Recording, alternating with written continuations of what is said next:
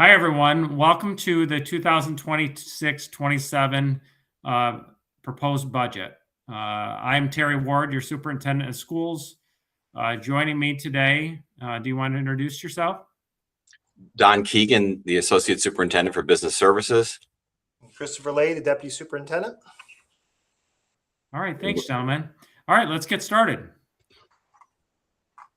For the agenda this evening, we're going to highlight some things, and they are some investment highlights. We're going to talk about budget process, revenues, tax levy rates, fund balance and reserves, expenditures, some vehicle purchases, the Salina Library information, vote and election information, the two ballot propositions, and community presentation schedule, which this is one of those. So how we start building the budget, really we keep students in mind. And so one of the key highlighting pieces that we think our district is definitely headed in the right direction is in ELA growth. So our ELA growth in our district was on an average of 12 proficiency points over this past year. And the statewide average was 7 proficiency points. So you could say the majority of our kids are growing at a faster rate in English language arts than the rest of New York State. And that's really hard to do. So we're really proud of that. Also to highlight, we have consistently improving graduation rates. 89% is the district number. Over 90% is our high school number. And we continue to expand college and career readiness pathways for students. We increased student engagement in academics, the arts, and athletics. We have so many opportunities for our kids. We've continued to focus on student wellness and social emotional well-being, and continue to focus on creating a welcoming, affirming environment for everyone. Investing in our future facilities and capital improvements. You may have been able to enjoy Mary Poppins recently. The CNS auditorium is completed. So certainly we're enhancing student and community events and spaces. We have district-wide expansion of air-conditioned learning spaces. Again, our district is 8 of 11 buildings so far, and we plan to be 9 of 11 buildings with Gillette Road coming on board shortly. And then ongoing safety and security upgrades in all of our buildings, mainly in the main vestibules of the buildings. This is just a really cool picture of our kids, our 4D production kids, and Mary Poppins. And we might be the only school district that is able to have our students fly during performances. We're proud of that. Also, more good news is investing in our future is Lakeshore Elementary is opening this fall, in the fall of 2026. And the ongoing work continues. So we're opening our new aquatic center. That completion will be in the winter of 2026/27. Our athletic field upgrades at Gillette Road Middle School, and our continued investment in modern spaces and student-centered learning environments.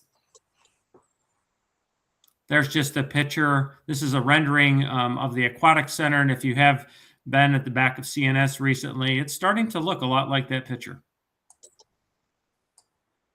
Here's the side view from the parking lot. And Don, take it away. All right. So our budget process is a 5-page Word document that with many, many steps. And we thought we'd boil it down to a picture. Picture's worth 1,000 words. And it's a big process. We've been working on our budget for a long time. And we started in the fall, and in December, we developed our budget assumptions, looking at inflation and our contractual obligations and salary and wage information, as well as changes in enrollment and major expense projections. In January, our school buildings completed their building budgets.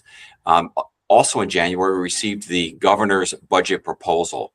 In February, we spent a lot of time looking at staffing and our retirements, looking at who might be leaving our organization, and asking the tough question: do we need to replace everybody that leaves? Our goal is to be efficient in terms of our people, and we worked hard on that in February. In March, our departments completed their budgets. And when I say departments, I'm talking about all of our academic departments, as well as things like facilities and transportation and whatnot.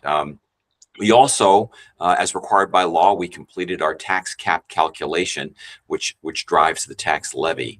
And I'll talk more about that in detail in a moment. In April, we're here. Our board completed the budget process by adopting the budget that we're bringing to the voters this month. And then we finalized our BOCES budget. We use a lot of BOCES services. I'll talk a little bit about that in our expense budget.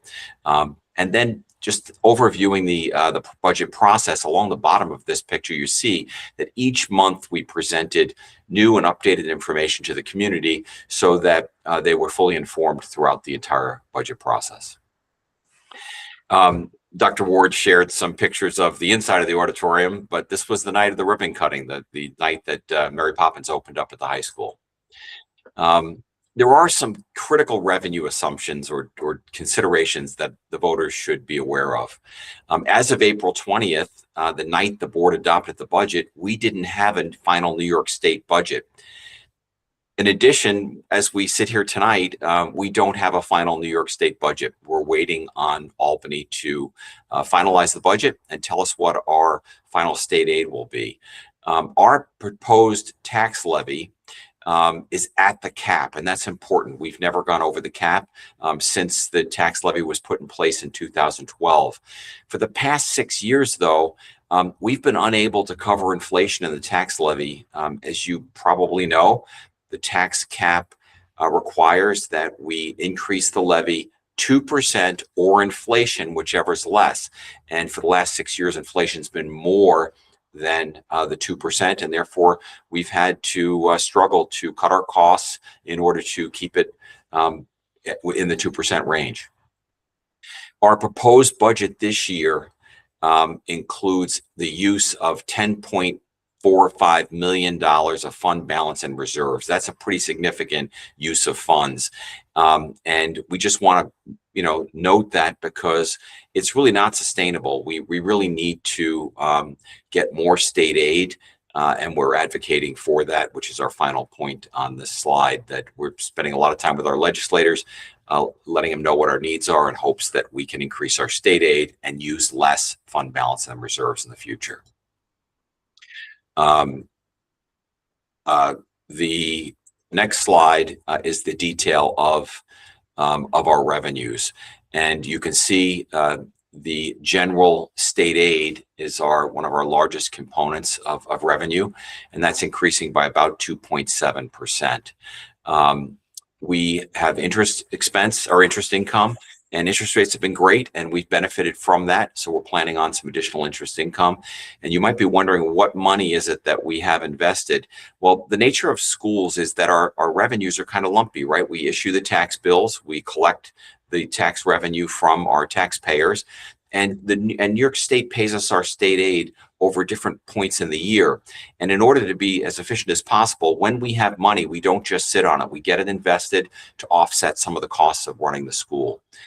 You can see we're increasing our use of general reserves, and I want to point out those lines: fund balance and use of general reserves at $7,450,000 and $3 million respectively. That's the $10 million I was referring to earlier. The other big component of our budget is building aid, and that supports all the capital projects that our voters have approved. And then finally, the tax levy, which I'll talk more in detail about, but we've got an increase of about $5.6 million, or about 5.25%. Total revenues are up $9.3 million, or about 4.18%. This is the mandated tax cap calculation. And I wanted to point out that first line item in there, the tax levy for 25-26, that's this current school year's tax levy. And we start with how much you approved last year, and we work from there to figure out next year's tax levy. There's a thing called the tax-based growth factor. And many people think that when new homes are built in our town, that we just get all that as incremental revenue. Well, that's not how it works. The state says, we'll give you a tax-based growth factor. We'll look at the growth of your community, and we'll let you get a little more money. But when new houses are built in our community, the tax levies spread over all homes. So the more development, the more it's spread over everybody and reduces the burden on our taxpayers. We have pilot revenues. You'll notice that appears twice on this slide. It's the revenues for this year and the revenues for next year, 26, 27. And you might notice that they're going from 808,000 to 551,000. What that means is that someone's pilot agreement is ending and that property is coming back on the tax rolls. And that's why it's listed here that way. Our tax levy for capital is the single biggest increase. And that is to support voter approved capital projects. And that represents about 2.7% of the levy. Although our levy is going up 5.25%, 2.4% relates to ongoing operations. There's a lot on this slide, so bear with me. I mentioned inflation over the last 6 years. Well, the gray bar on this chart shows you what inflation has been. The number in white that runs across vertically on the chart, the 3.05, the 337, et cetera, going left to right, that's the total tax levy. The green portion of that bar is the amount used to support ongoing operations. And you might note that the amount used in each of these years to support ongoing operations is less than inflation for that year. And we have had to tighten our belt like everybody else, just like you are at home, dealing with higher prices and our income not increasing at the same rate as inflation. The blue bar represents our capital projects, and you can see that number. And again, if you just look at that number, it's in the first instance in that 21-22 year, it represented about 1% of the 3.05%. In total, though, our tax levy increase, including capital and operations, has been averaged about 3.46% for the last 6 years, while inflation over that same period has been 4.29%. I think an important point for any taxpayer in the North Syracuse Central School District is that our tax rate is lower than all of our large suburban neighbors. This doesn't include the city of Syracuse. This is just the large suburban districts. I'm sure all of you know who our large neighbors are. We don't list the names here, but we have the lowest tax rate of the large suburban districts. I mentioned earlier our reserves and fund balance that we're using. New York State recommends that school districts retain 4% of their budget in fund balance. It's their savings account that allows them to be prepared for a rainy day. We ended the last school year at June of 25. We ended that year with about 3.76% in our fund balance. As I mentioned, we've had some challenges with inflation. We're using up fund balance to support our budget this year. We anticipate in June of this year, ending the year at about $6.6 million, or about 2.85% of our budget. So our fund balance continues to decline due to the revenue challenges that I referenced earlier. These are our reserves, and I want to be clear on what reserves are. Reserves are things that New York State wants us to put money away for because they represent real liabilities. So tax certiorari, it's a big word, but what it really means is businesses or individuals have contested their tax levy or their assessment that drives the tax bill that they have to pay. And so while those matters are being litigated, we set up a reserve in anticipation of potentially losing the case and having to refund taxes back to the homeowner or business owner. And again, it's important to note the North Syracuse Central School District has nothing to do with assessments. It's kind of a situation out of our control, but we recognize there's a liability associated, and we record that liability. Same thing with workman's compensation. Our district's a large district. Unfortunately, people do get hurt on the job, and we reserve for those injuries and the related costs. And so that's the nature of reserves. And you'll note that our reserves are going down. They're going down because we're using them to support our budget. And whenever we use fund balance and reserves, we're theoretically reducing the burden on the taxpayer. It allows us to stay within the cap. And so that's what we're doing. It's a great picture of our math league participants from the junior high. Dr. Ward talked about how proud we are of our ELA scores. We're doing some amazing stuff in math as well. And Math League, it gives our kids a chance to exercise and exhibit their higher level math skills in a competitive environment. Our kids, they took first place in this most recent competition. Let's talk about expenditures. So expenditures, our biggest expenditures, people. We're a people-based business. The single most important thing we do is put an adult in front of a child. So that's salaries and wages and benefits. But I want you to rest assured, we did not give 7.2% increase to our employees. Our wages went up. Our wages and salaries went up that amount due to the fact that we had to have more people on the payroll than we budgeted. And that is typically related to our students with special needs. So when a child moves into the district, or maybe their needs change, they go to the Committee for Special Education, CSE, and their needs are evaluated. And it's completely separate from the business office and the budgeting process. We provide students with what they need in accordance with their IEP, their individual education plan. And so we've had to hire special ed teachers. We've had to hire OT, PT, and speech folks to support our special needs population. So that's inflated our payroll a little bit. But the good news is we do get some additional state aid, which was factored into the revenue slide, related to high cost students. And so we're very diligent about applying for that aid and offsetting as much of those additional costs as we possibly can. You'll notice our benefits are up 5.8%. I know that seems like a lot, but national trends are in the 8 to 10% range. The North Syracuse School District has worked really hard to maintain high quality benefits, but at the same time, reduce the costs wherever we possibly can. And so we've taken some innovative approaches to providing those benefits, such as mandatory mail order and other strategies that allow us to contain costs.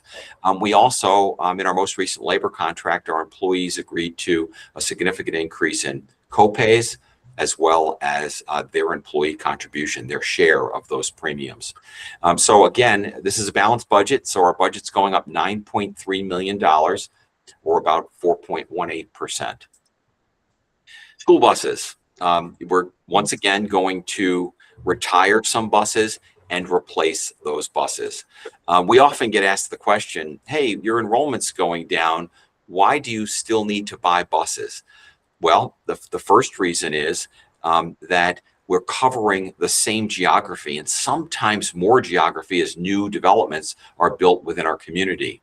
The second reason is that I mentioned our special needs population increasing. That's a much less efficient transportation system as we provide specific transportation for our special needs population.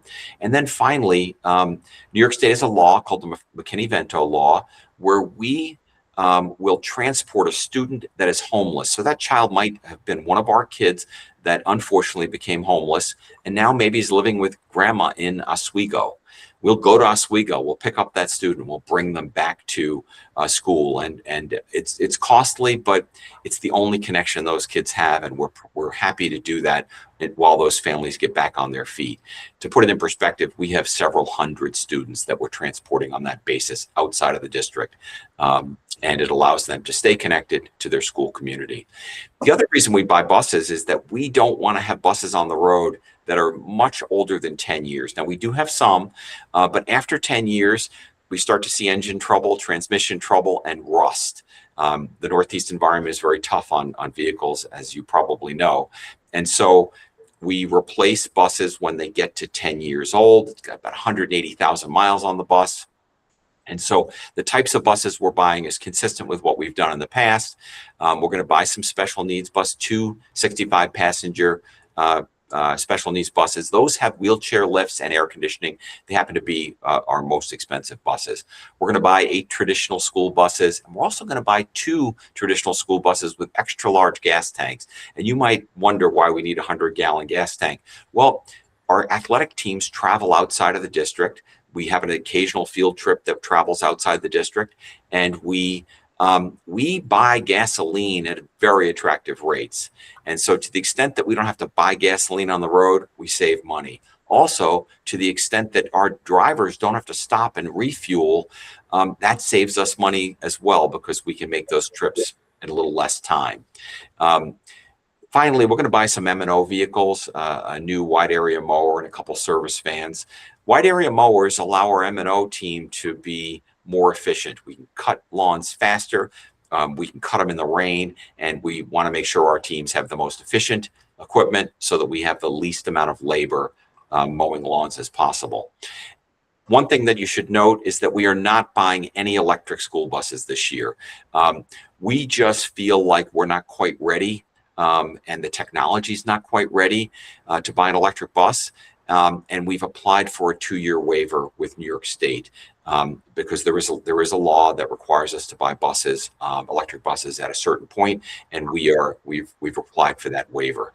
The tax impact of these purchases for a $200,000 home is about $15 a year, so it's a pretty good value for the number of buses that we're purchasing.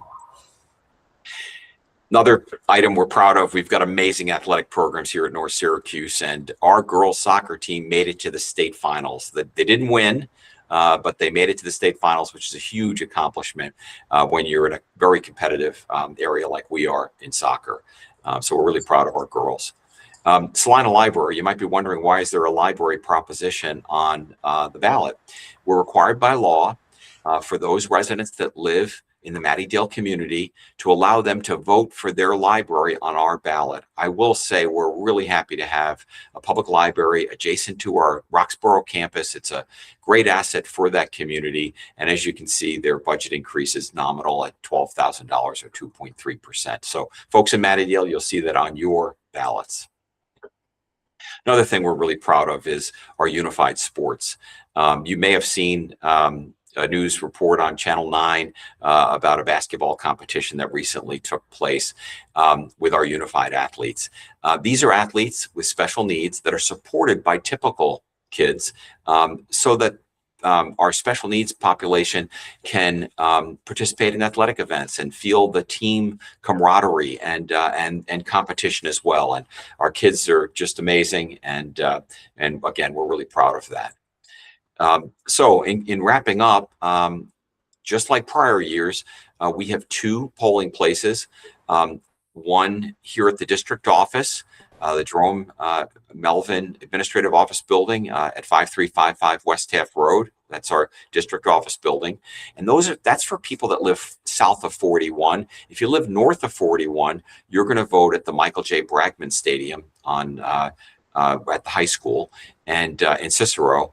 And again, we're really happy that we were able to get our stadium in shape to facilitate that voting, because it kept voting out of the schools, and many of our taxpayers were concerned about that. So our school district voting takes place in buildings that don't have students in them for security reasons. If you're not registered, or you're wondering whether you're registered, you can contact our district clerk, Jill Herrera, here at the district office anytime through this Thursday, or through Thursday, May 14th, which is the Thursday before the vote. And that will, she'll be able to let you know if you're registered, and register you if you're not. And then these are the propositions. This is the legal language that will appear on the ballot. You can see that it's all the numbers that I've referred to in this presentation, but that's what you'll see on the ballot when you enter the voting booth.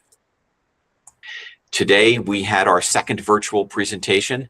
We're going to have an in-person presentation. If you liked this presentation and you want to attend it, another one in person. We'll have another one Thursday of this week, May 7th, at 5 p.m. at Cicero Elementary School. And then we'll have our public hearing, which will be on Tuesday, May 12th at 5 p.m. at the district office. So please come out and encourage your neighbors to see a presentation. This presentation is out on the website, and as is additional information about the budget, including the district dispatch. So thank you for attending tonight, and we would welcome any questions that you have. Don't hesitate to contact Dr. Ward or myself here at the district office, and we'd be happy to answer any questions that you have.